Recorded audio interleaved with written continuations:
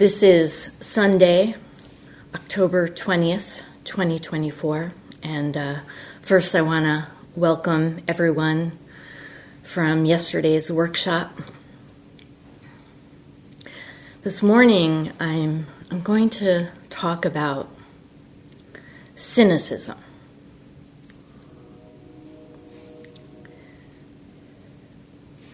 There's a branch of philosophy that's called cynicism that dates back to ancient Greece. The Cynics, as they were called, rejected the pursuit of power and wealth, and they also rejected following social norms and etiquette. They saw all of that as pointless and infringement upon individual freedom. And interestingly, the word cynic in Greek translates to mean dog. And the Cynics, they were called dogs because they were attempting to live completely free and without shame.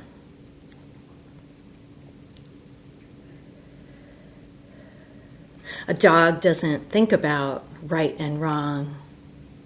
A dog doesn't care about what you think about him. So there is this kind of overlap between Buddhism and cynicism when it comes to loosening the hold of attachments. That's one kind of cynicism, but I want to talk about a different sense of it today. And that is cynicism as a mind state that undermines our capacity to be present and also to feel empathy.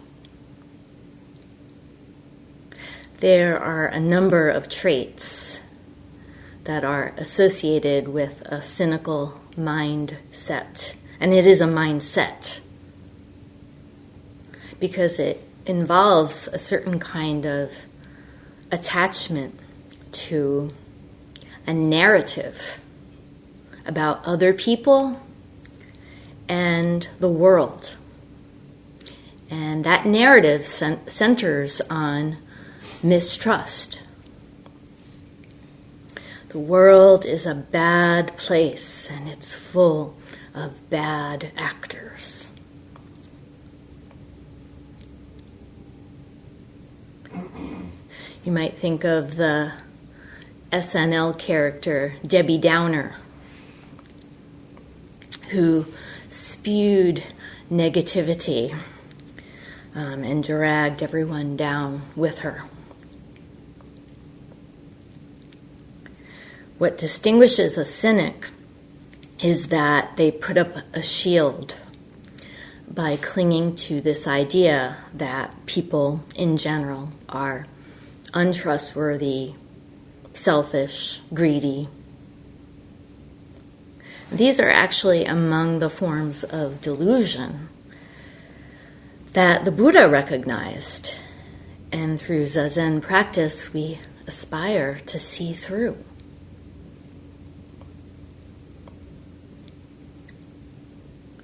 And from the vantage point of what the Buddha taught, unless you're fully enlightened, you've got some degree of ego delusion. It's a product of human conditioning.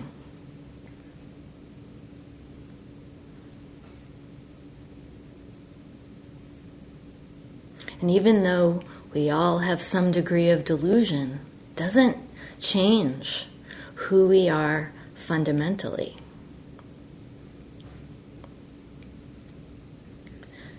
Fundamentally, from the very beginning, every single one of us no matter who we are, where we're from, what our shortcomings or past misdeeds may be. Fundamentally, we all share in this one single mind that is pure, clear, and free from obstructions. And it's Zazen that helps us to uncover this one mind. Especially when we sit daily and we can really develop this capacity to notice habits of thought. And then all the sooner we can turn our attention back to the present, back to this, right here. Not get trapped in thoughts and judgments.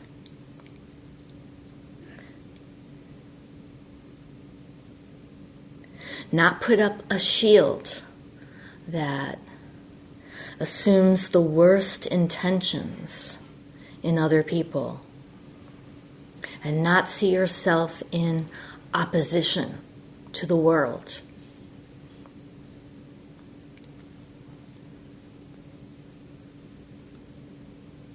Before I get more into what cynicism is, I want to distinguish it from depression and skepticism.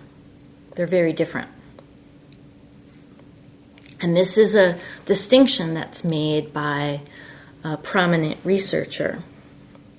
His name is Jamil Zaki, and he studies cynicism as a very common social phenomenon. He's a professor of psychology at Stanford University and director of the social neuroscience lab there. And he recently came out with a book titled Hope for Cynicism: The Surprising Science of Human Goodness. So, unlike cynicism, depression is a medical condition. It does involve some symptoms that overlap with cynicism, such as irritability, feeling hopeless. But the root cause of depression is not a belief, it's not a theory about the nature of other people and the world. Cynicism, on the other hand, is just that. It's a mental construct. Okay, and then there's skepticism. Skepticism is also different from cynicism because it involves questioning assumptions and looking at evidence, seeing what's there, which is a good thing to do. Say when we're deciding on who to vote for or what model of car to buy. So it's more like a scientific view. So we're not just taking at face value what is said. But unlike cynics, skeptics approach the world with an open mind, like a scientist. They will change their mind based on the evidence that they observe. But not so with cynics. It's just the opposite. They're narrow-minded because they hold on to their suspicions and negativity, even when there's no evidence. Jamil says that it operates as a kind of default mode, such that whenever you meet somebody new, say it's a new coworker at work, you assume from the very start that they have ill intentions.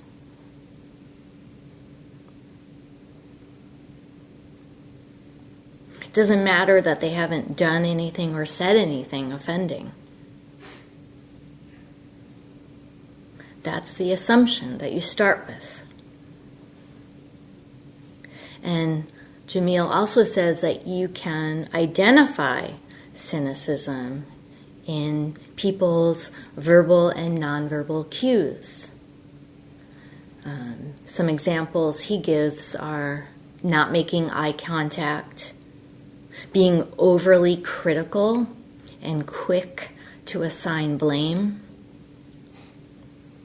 sarcasm, passive aggression,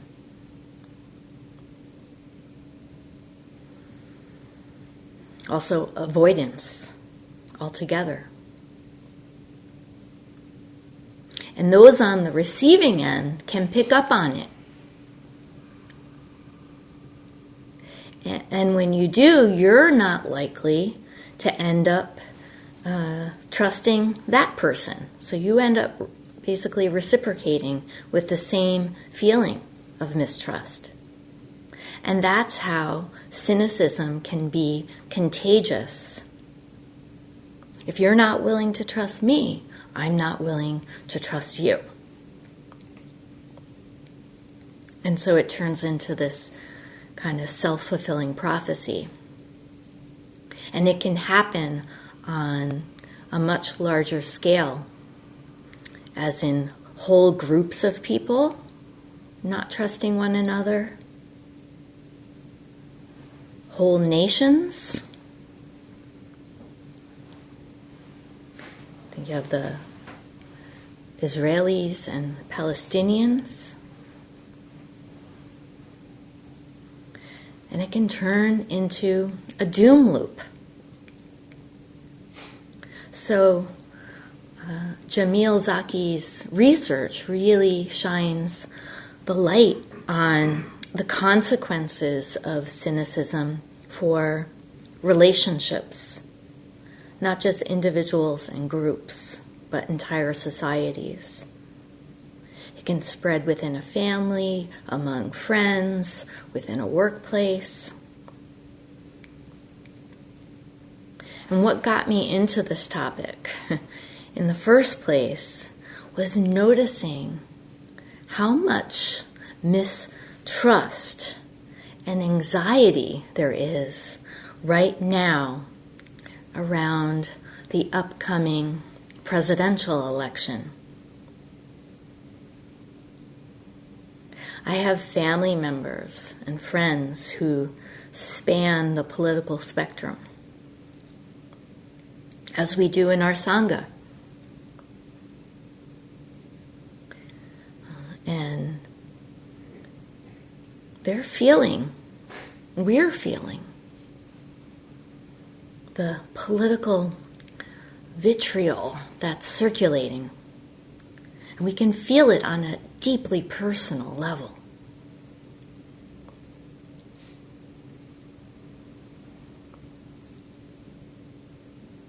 From the cynical point of view, doesn't matter who you're going to go vote for, doesn't matter who's going to win, whether you identify as right or left, somewhere in between. Doesn't matter if you're apolitical or you've resigned to not voting. Regardless of your opinion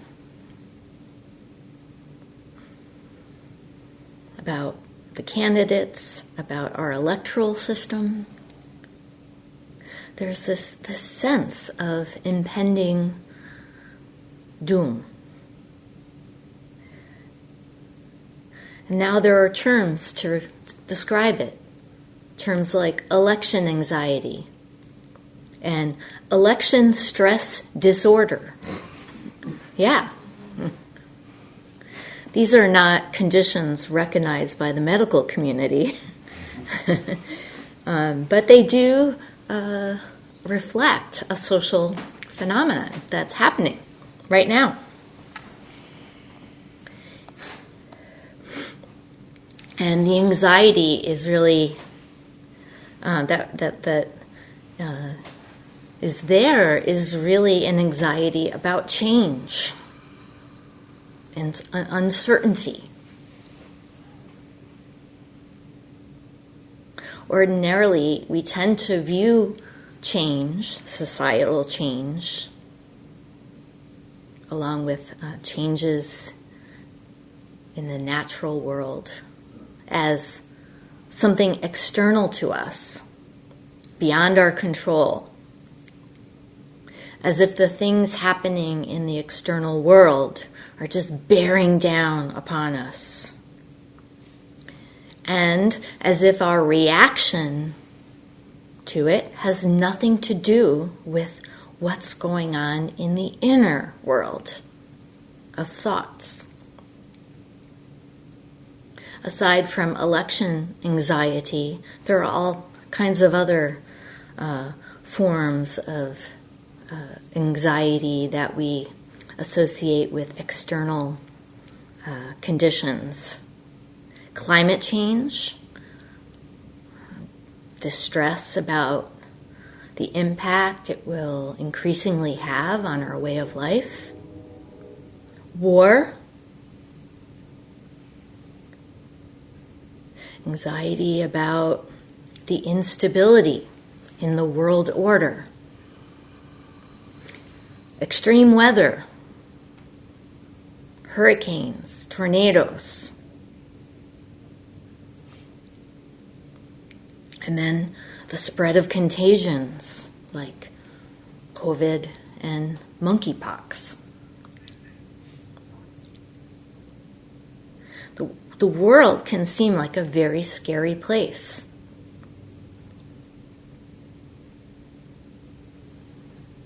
It can seem like there are a lot of threats out there, a lot of dangerous people. And we can come up with all these worst-case scenarios to dwell upon. Even conspiracy theories, like the recent one about hurricanes being created and controlled by the government, which actually resulted in death threats to meteorologists.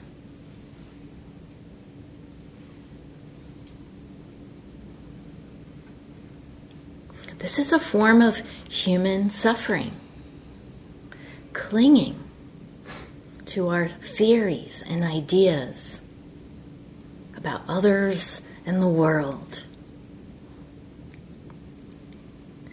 And yet today, generally speaking, the world is actually a much less violent, much safer place than it was than any time in recorded human history. On the whole, we humans are much better off than we were 1,000 years ago, or a decade ago, 5 years ago. And although this is the truth, and there's plenty of evidence to back it up, it doesn't reflect how a lot of people feel. How people feel is more reflected in the sensationalism and the drama that's playing out in the media, the divisive speech of politicians, and also within the circle of family, friends, coworkers, the people we surround ourselves with on a daily basis.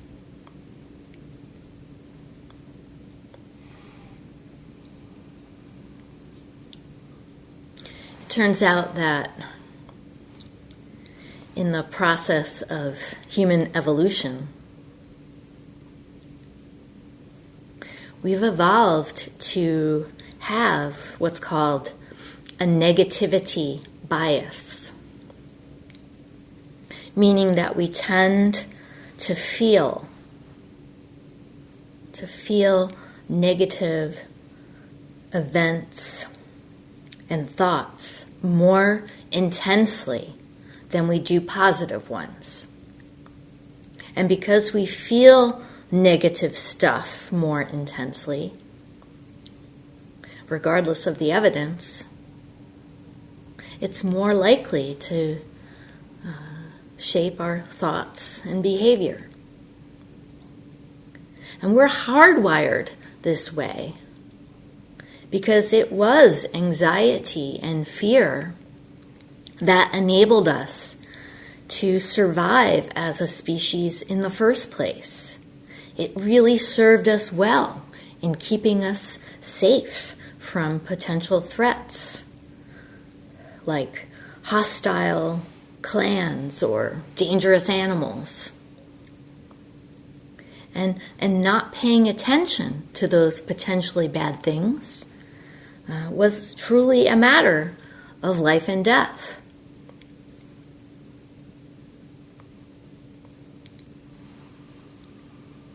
So even though the world is a lot better off today, generally speaking,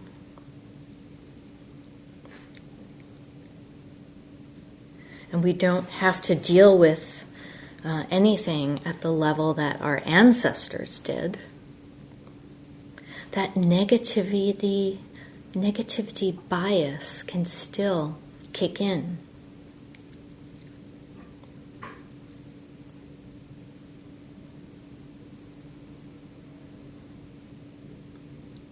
We can see Zen practice as a kind of antidote to it. It's a method of settling and purifying the mind, continually bringing our attention back to this, back to the present, to what we're experiencing right now.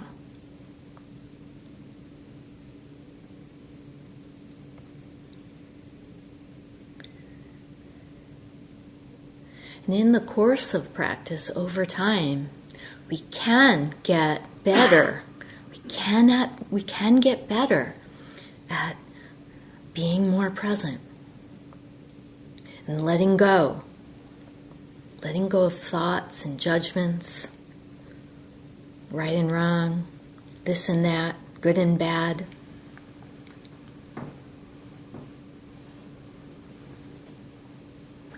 We can get better at allowing ourselves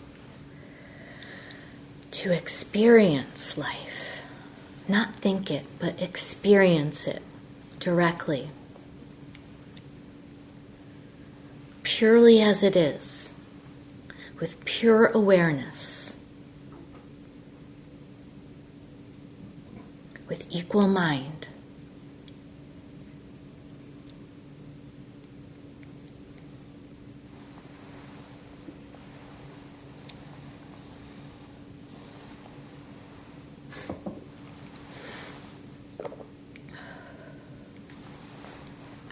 A few weeks ago, there was a Hidden Brain podcast that really shined a light on our inclination toward negativity. And it featured the researcher that I previously mentioned, Jamil Zaki.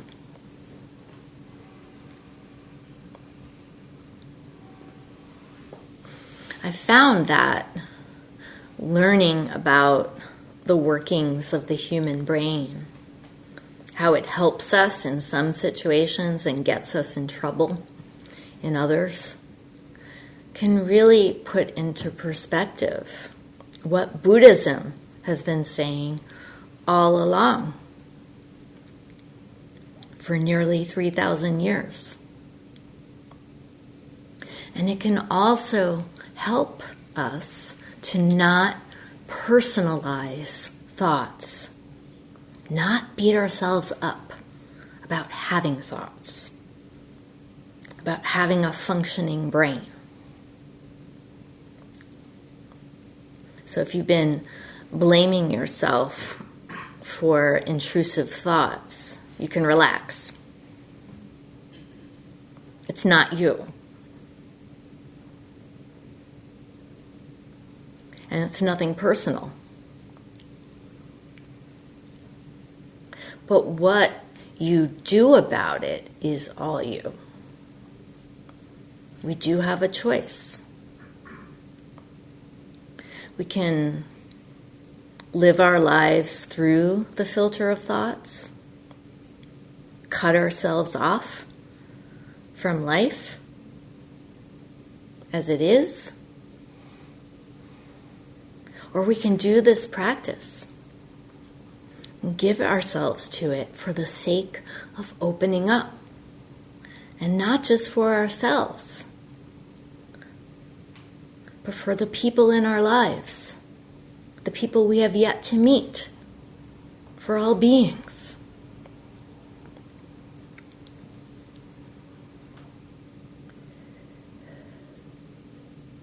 You might say, well, I'm not good at it. I'm not good at this practice.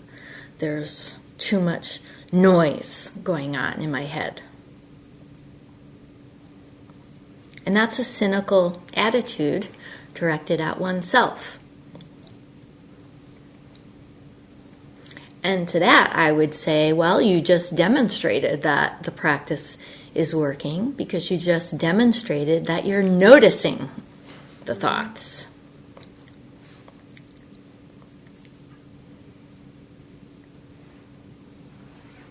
We can't let go of thoughts, actually, until we notice that they're there in the first place. So that's the process working. And we need to trust that process and trust ourselves. Trust that sheerly the doing it is all that matters.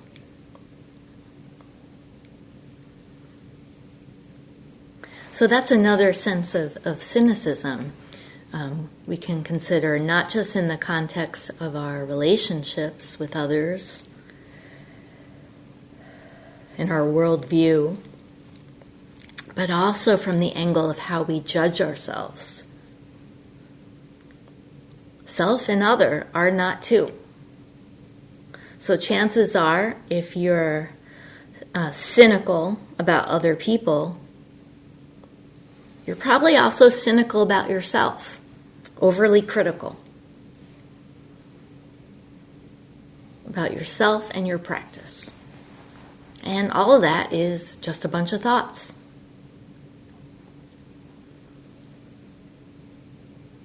And actually, thoughts are truly the one thing that we should not put our trust in. They're not reliable. We all know that. We have evidence. We all, I'm sure, have had experiences where our thoughts led us astray.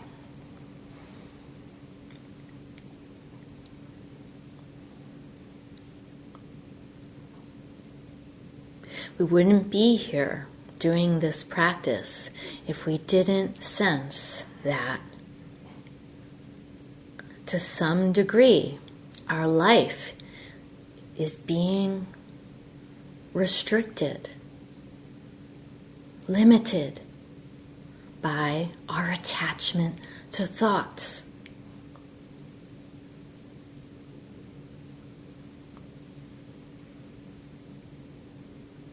Just like the cynics of ancient Greece.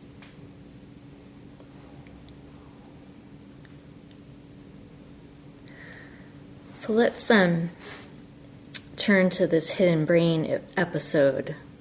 I've picked out a couple excerpts from it. It's titled Fighting Despair, and it starts off with the host, Shankar Vedantam, describing in very vivid terms how cynicism separates us both individually and collectively. Okay, so this is Shankar. A few short years ago, if you needed to buy something, you would take a walk down to a corner shop or go to a mall. If you wanted to watch a movie, you went to a theater. On nights you didn't want to cook, you stepped out to a restaurant. Shopping, entertainment, and dining brought us into contact with other people. Waiting in line at checkout or standing in a crowded bar, we encountered a wide spectrum of humanity. Nice people, mean people, boring people. Today, many of us choose convenience and comfort over connection. Need something from the grocery store? Plug your order into your phone.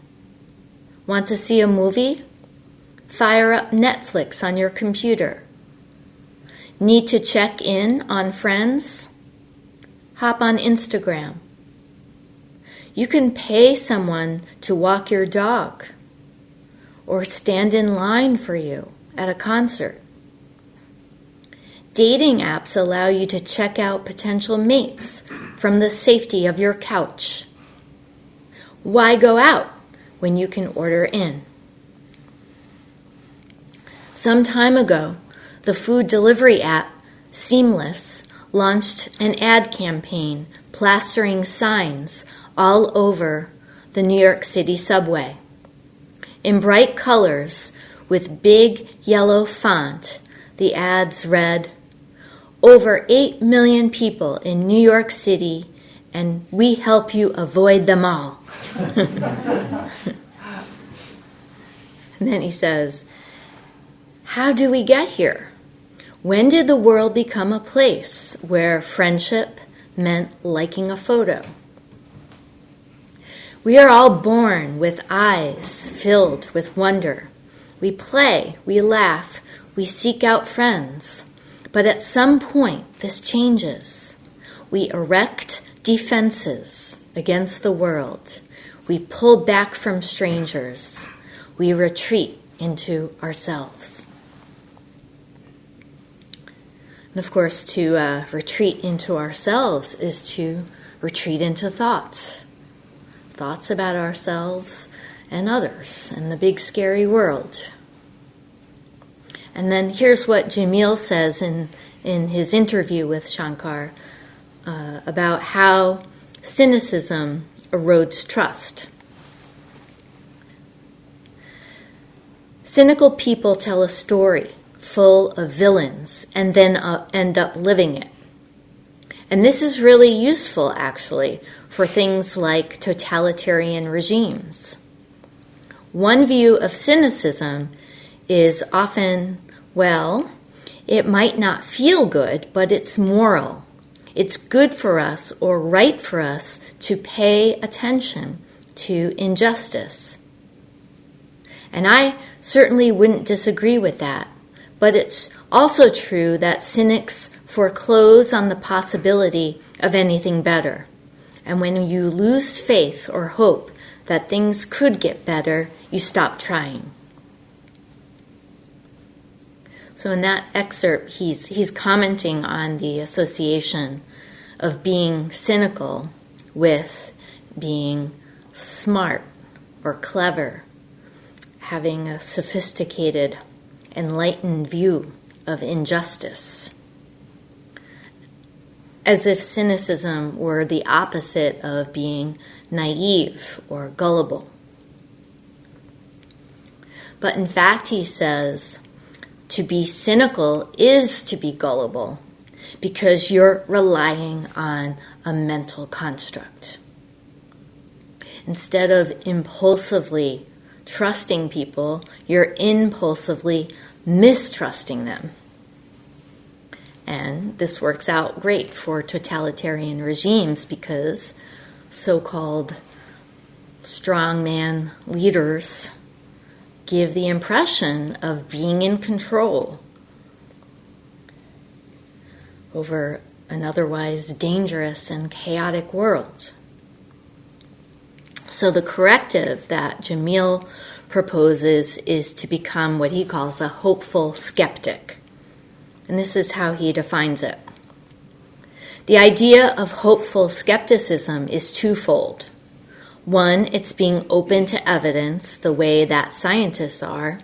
But two, it's understanding that our default is relatively negative and often too negative.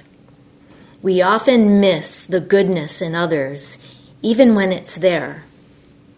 So hopeful skepticism is an openness to the world that is complemented by the idea that, hey, people are probably better than I think. And if I pay attention, pleasant surprises might be everywhere. So what he's saying is that in order to be open to the goodness of others and the goodness that does exist in the world, in order to see beyond our habitual, cynical, negative thoughts, we need to first recognize that thoughts are not reliable. And then we need to pay attention to what is.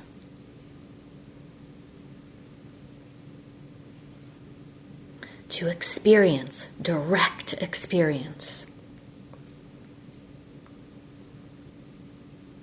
That's our evidence. It's not facts and figures and research findings, but what's right in front of us.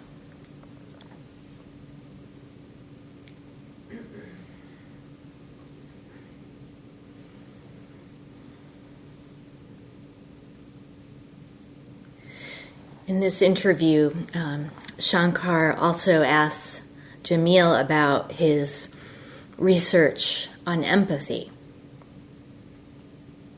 And that's because it's difficult to feel empathy.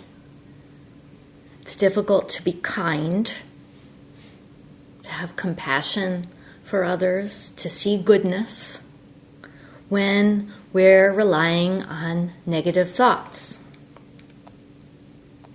And here's what he says about that. In my lab, we study kindness and generosity and empathy. And one of the things that we find is that you often imagine that kindness is sort of a transfer. I do something for you, you feel better, and maybe I pay a cost. Maybe I'm more tired or sadder after listening to your hardships. Or maybe I give you money and now I'm broker. It turns out, though, that everyday acts of kindness are one of the best ways to improve our own well-being. But it matters why you do it. I think that many of us can act kindly in a cynical way. You help a friend move because you owe them, or because you feel like you have to. And it turns out that when you act kindly from a place of cynicism, that doesn't help you at all. Acting kindly only helps our well-being when we do so from a place of compassion and genuine connection. And then a bit later he adds, if you treat life as an exchange, then you can benefit in that setting. But so much of what matters most in life is what can't be counted. It's the relationships and community that we have just for the sake of it. And when you act even kindly, but from a calculating place, in other words, a place of self-interest and gain, When you do that, you deprive yourself of that feeling of community that I think is so fundamental to who we are as a species and to what allows us to flourish.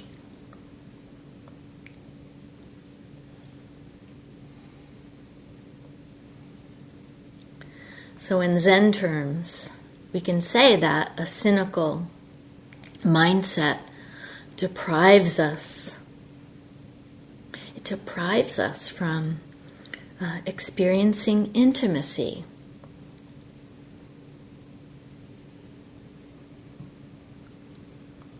The intimacy of no self. The intimacy of not knowing. Being completely open to what is, rather than what we imagine it to be.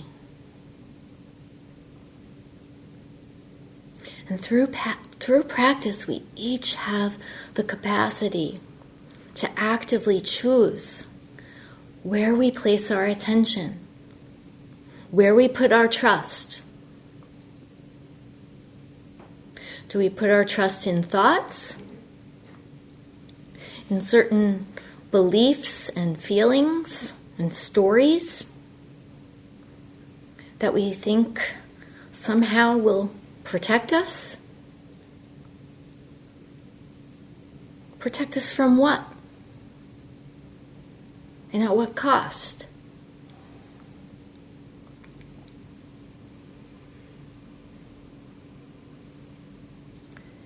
What happens when we drop our defenses and our habitual reactivity? What happens? What new possibilities might open up?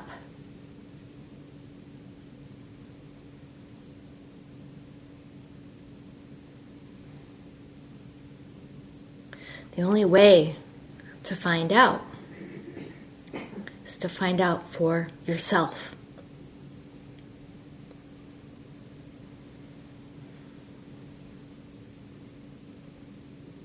We'll stop now and recite the 4 vows.